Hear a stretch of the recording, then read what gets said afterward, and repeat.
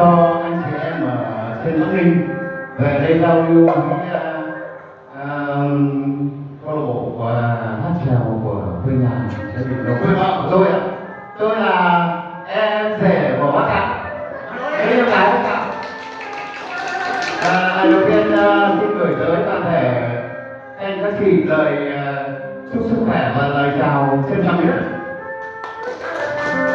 Sau đây xin mạo muội giao lưu ở đất chèo là làm điệu chèo sinh phụ trong vở Cấm Thắm.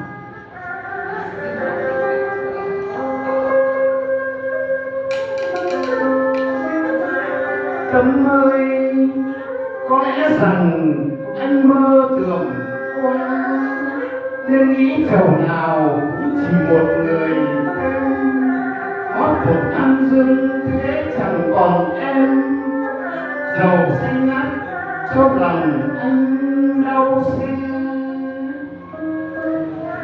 Em nghĩ xuân